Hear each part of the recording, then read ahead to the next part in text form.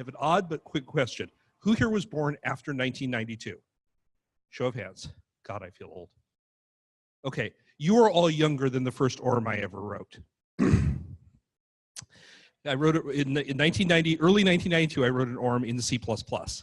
They're very, very useful, and they solve a very real problem, which is, I just want to store this object on disk. Is that too much to ask? I mean, this is a really big, common problem in programming. And no one likes writing this code. This is awful code. It's also in C++.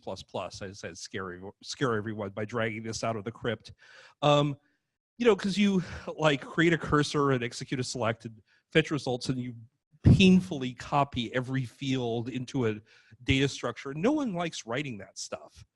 You know, you want to write this. You know, you fetch an object, you call a method on it, you call save on it, and you're done.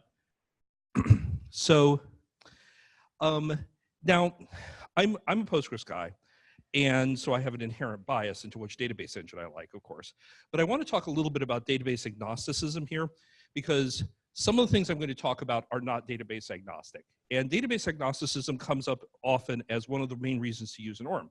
You say, well, you know, we may be a $5 billion company with, you know, 8.7 million users running constantly, and we want to switch our engine out from under us to Postgres to MySQL, because that happens all the time. And you know, my response to this is, suppose you want to paint your house and you go into the paint store and they say, so which color would you like? And you say, well, harumph, I want all of them. I want to remain color agnostic. No. So, you know, if you're building tooling that is intended to run on an arbitrary installation, like you're writing a Django app or a package, sure. You know, and you need this to run on any database engine, that's fine. But if you're building a real life application, just decide on your database engine and take advantage of it. Okay, because database agnosticism is a lie. So that out of the way. I want to talk about two different kinds of ORM avoidance here. One is avoiding Django's query language. So you're still using model objects, but you're avoiding writing your queries using Django's query syntax. And then avoid the model framework entirely. So avoiding the query language. Reasons to do this. Queries that generate suboptimal SQL. There are some queries that are just more easily expressed in SQL or more efficiently. And you want to take advantage, or you want to take advantage of SQL features that are not available in the query language. Django is a lot better as of 2.1 than it used to be about generating SQL. It's there have been a lot of improvements to it, but you can still get some pretty bad SQL out of it. Very deep joins. This is a particularly bad one, which is you use the __n in operation, and that equals a list that's like 5,000 elements. That is not an optimal construct. Please don't do that. As it happens, 100 is in fact a magic number in Postgres. There's actually a hardwired constant in Postgres for how it does query optimization.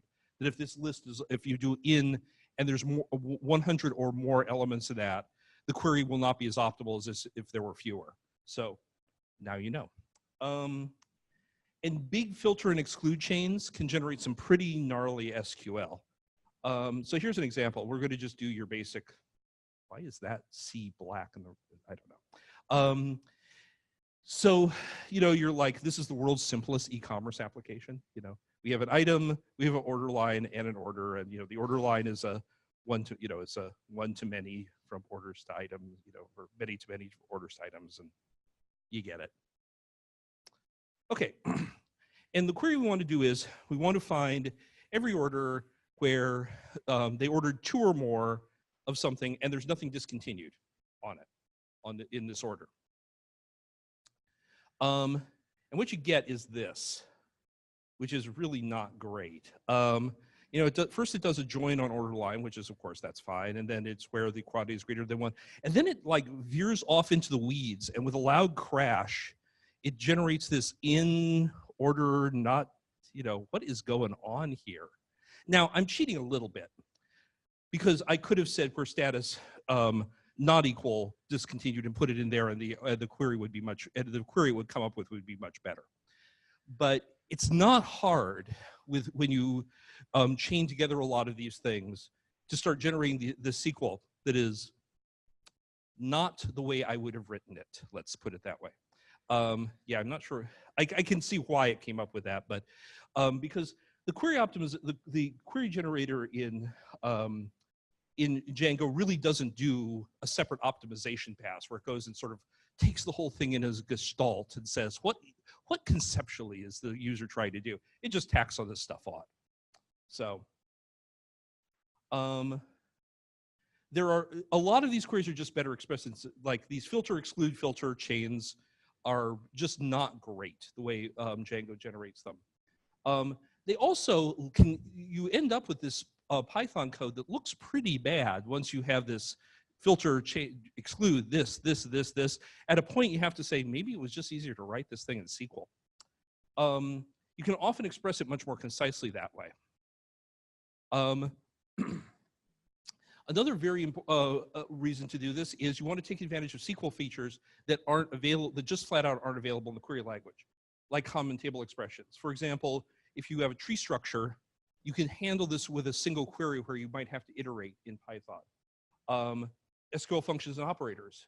Postgres has a lot of operators, time and date functions, JSON path operators, date and time, all sorts of cool stuff. And there's currently no way of expressing these directly in the Django query language. So when you're doing this, raw is your friend. The addition of raw to the model structure in Django was one of the best things they ever did, because you can write your custom SQL and still deal with the model object, so you don't have to do that horrible copy and copy out code. Raw query sets have some limitations, like you can't generate a raw query set and then tack a filter onto it or anything like that. But you can also, one of the underused parts of it is you can return values from these queries that aren't part of the model definition. Here's super easy example. You just do a raw, select star from order, and we've tacked a now field onto the model that wasn't there in the model definition. You can think of a million ways this could be horribly abused, but it's very handy to have when you want it. So let's take this thing about a tree structure. This is a great tie-in to the GraphQL talk. So we have the world's simplest graph structure. The only thing it does is have a parent. So it's a node that has a parent node, and there's the implicit ID that Django creates and all that. And so what we want to do is, I want to write a query that gets the node, pass in an ID, it returns that node, and it returns all of the nodes that are children of that node. And I want the generation, I want a number for the generation where the root node is 0, and down it goes counting up for the number of generations. Now, you could do this by iterating or write a little recursive function or something like that, but every single one of those is a round trip to the database, and that would get really, really expensive. Or you could do this, nobody panic, it's your friend. You can do this with a single query. This with recursive construct has two parts, which are separated by this union. It does this first. So it just selects this item and generate, that 0 is the generation, where the ID equals 1. It then takes that and it calls this is called a recursive common table expression. It's really not recursive, it's iterative. It then just repeatedly calls this with the results of the previous time around, adding to the previous one. So it's going to shift over and add each generation in turn. So it's adding that one and the child. And you can think of the matching name there is the previous iteration. I don't expect anyone to suddenly know how recursive CTEs work just from that description, of course, but it does work. And the ultimate select star says, get me everything. For example, you could also tack on an order by generation there so that they came back sorted in generation order. So that's pretty nice. And it does this is a single query. This is one round trip to the database, and all the evaluation happens inside the database engine. So nice and efficient. The other kind of thing is maybe you don't want to use the model structure at all, because does everything have to be a model? The model framework is really powerful. It does all sorts of introspection magic and all sorts of complicated stuff, and that costs time. It's quite expensive to instantiate a model object. And this data coming back from the database, if you're coming back using Postgres and using the CyclePG2 database interface, it has to be converted into Python objects twice. The first time, the raw data coming back from the database is Python objects. So it's Python strings, Python ints, Python this, Python that. And then all that stuff is stuffed into model objects. So this is not cheap. And there are times you want to just not have to do that because what you're doing doesn't really require instantiating a bunch of model objects. So here's an example. I cut and pasted out a little app, revenue, trailing revenue, dates. What the graphing package in the browser got back was a JSON structure, basically a JSON structure with 2 long lists in it, and well, 3, one for the date and one for that. It didn't get back model objects. It didn't get back any of that stuff. It just got back 3 arrays. You don't want to create this by saying, okay, I'm going to have a for loop that queries for this date. It gets this back and creates a model object and pulls the results out and then does this and then does that. You don't want to do that. Databases are really good at returning 3 arrays that they're all lined up. So just do that. If what you're doing is running a query, turning it into a JSON object and feeding it back up to the browser, just return the JSON object directly. Get the raw data out of the query, turn it into the JSON structure, and push it back. You don't have to expensively create models in this case. One thing you can do, you can actually create the JSON directly in the database. Postgres has really powerful JSON features. So you can have a single query that just goes, which I should have written here, but it's really easy to write, that can just create the JSON structure, hand it back to the application, and the application just hands it back to the browser in one step. There's even one, now, you can do this, and then, so what you'll do, you say, well, this is a great idea, Christoph, I'm just gonna run off and do this. But wait, stop, before you do that. If you return the JSON structure to your Python application, what's going to happen is CyclePG2 is going to get the JSON object and say, oh, JSON object, great, I'm here for you, I've got you covered, nobody panic. It is going to turn this into Python lists for you, into a Python data structure, which you then have to turn around and feed into Dumpus to turn back into a textual JSON structure. So what you can do is to save all that problem is return it as a text blob. Just cast that JSON structure to a text blob and just feed the text blob back up. I mean, it all really is text. There's nothing magic about JSON. It's just a big text string. Because that way you save that horrible pack and unpack step for that. Another reason is you need to interface to non-model tables. For example, if very frequent thing you have is a table that's a log, user activity, clicks, all this kind of stuff. It doesn't need a primary key. In fact, you may not want it to have a primary key. And if you just arbitrarily create a JSON model off of this, it's going to create an integer with primary key, which you're promptly going to overflow because int's only 32 bits. And 32 bits isn't that many clicks these days. So you may want to create a table that just doesn't have a standard primary key and insert into it. So don't bother with a model there. Just do an insert statement. So, and of course, frequently enough, have legacy or external tables with non-Djangoable primary keys. Sometimes these have multiple column primary keys, which Django still doesn't support, or it doesn't have a primary key at all, or it has a type that doesn't have an easy conversion into Python. So that being said, plenty of times you do want to use the ORM. For example, and I want to be a moment in praise of the ORM because the ORM is just right for some things. Basic CRUD operations, no reason not to use the ORM. It's really good at that. So your basic web form that accepts a bunch of data, munges it, saves it as a row, use the ORM. Just, don't write a bunch of insert and delete statements, unless you're abusing yourself, because it's really good for that. This is one place that you very frequently when you're writing an application, you have some kind of like a search functionality that you present to the user. And it's going to say search on name, search on title, search on this, search on that. Building SQL queries textually is horrible. Don't do that. It's much, much better to just start with a query set and tack on filter, exclude, because you can do that programmatically much easier, and then let Django generate the SQL for you. You may want to look at the SQL it's generating, you know, tail the log and see what's coming out of it, because sometimes it will be this kind of non-optimal SQL.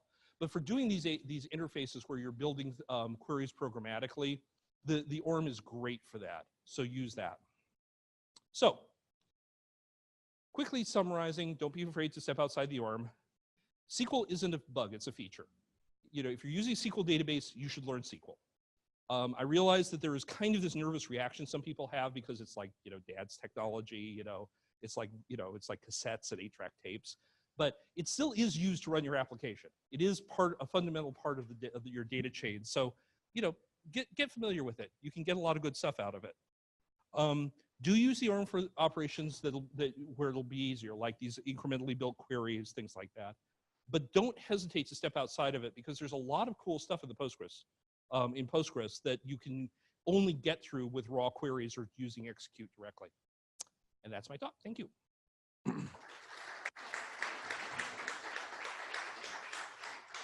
That's us. And if you want to learn more about this wonderful SQL thing, come to the meetup. Okay, questions?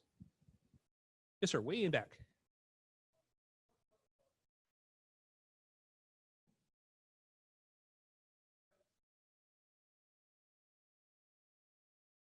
You can, yeah.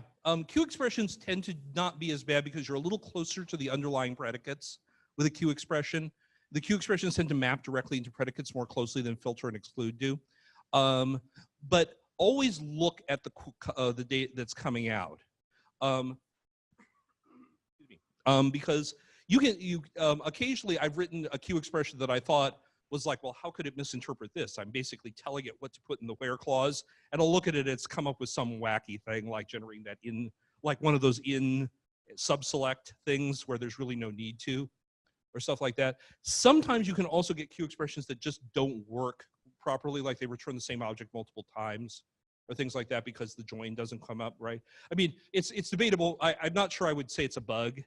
It's just non-obviousness about the way Q expressions work. Yes, sir.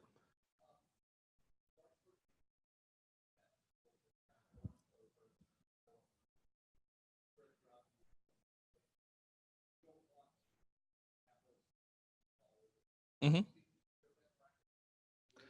Well, there's two schools of thought that I've run into. One is the manager school, and one is the model function school. It's really a matter of taste. Just pick one or the other and do it consistently. Some people like to encapsulate these in managers. Some people like to. I personally like to just encapsulate them in model methods because it's more closely associated with that. That being said, putting it in a model method, you're implicitly saying that it has most to do with the model that it's in, you know, sort of as a cognitive load thing. So there are times that you want to move it out to a utility thing if it doesn't really map closely to a specific model, especially one of these pure raw SQL like things. But I personally like putting them in model methods. You know, it's not the most evil thing in the world to put it in a view function. It depends on if it's, for example, that graph thing I showed. There's no place else in the code besides that one page that needs to draw that. Sure, I could roll it into a function, but at that point, I'm basically introducing a gratuitous function call just, you know, to prove a point. In that place, I don't really think I'm being evil by having it execute directly in the view function.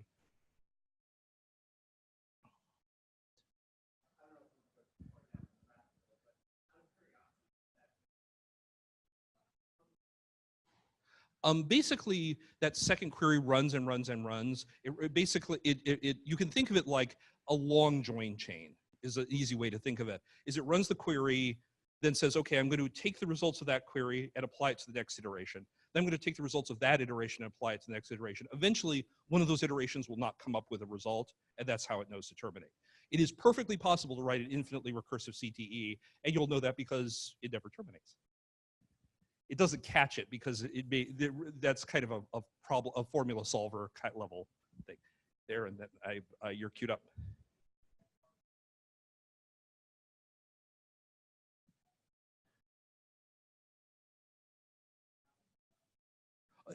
In the sense of, well, let me see if I understand the question. The question is, how do you update your Postgres code when you update the database? If you're only using model objects, and that is one issue that is worth bringing up, which is the query language will kind of take care of migration, of changes to the underlying thing for migrations for you. If you like, I guess if you rename a field, then you'll get a Python level error as opposed to a database level error. There are problems that you are pushing into the database and will only hear about if you run the query and the database comes back, and PyCharm will not suddenly turn something red and say, by the way, you're using a field that you renamed here. That is an issue. How bad an issue it is, I don't know. How often do you rename fields? This is another good reason to make sure that all the code that directly munges a particular model lives inside that model. So at least it's close. There's only one place you have to look. If the code that touches a particular model using pure SQL is distributed throughout the application, then yeah, you're at best on a search replace hunt looking for changes. Does that answer your question?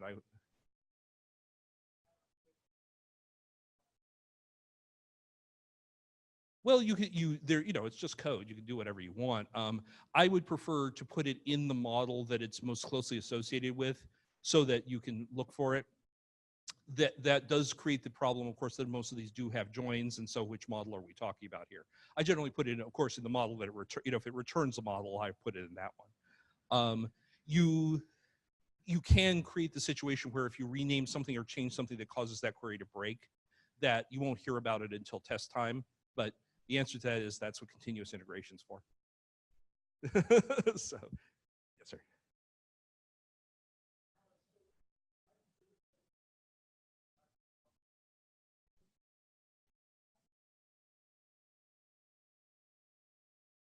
Well, don't build them out of raw text. Use parameter substitution, and the problem goes away. Yeah. I mean, there's, if you build them there. If you use the parameter substitution facility, you don't have to worry about SQL injection attacks because it will never interpret that as structural parts of the SQL. It will only interpret it as values, as parameters. Sometimes you do want to build, if you're going, if you're like me and have no sense of shame, you do like build things that include table names and stuff like that. The only way to do that is with string substitution. And then you just have to make sure that you have a really clear idea where those inputs are coming from. Just follow the general rule, which is all external input is hostile and wants to kill you all the time. But for most of this kind of stuff, like for example, just to make it concrete, you could drop anything you wanted in there, and it would not do an SQL injection attack because the only thing it would ever interpret that is as a value. You could saying one and if you say quote one and paren delete from that kind of thing, it would just be comparing ID with that huge string, and you'd be okay. So always use that. It's unfortunate because the syntax is exactly the same as Python syntax. And and unfortunately the % means something inside of SQL strings. It's the wildcard character. Oh well, that's 1970s technology.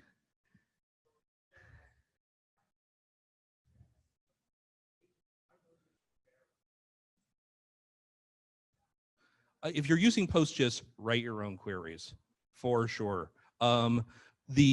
If you're doing really basic GIS stuff, like a simple contains query, you're probably okay because how many different ways is it going to write that?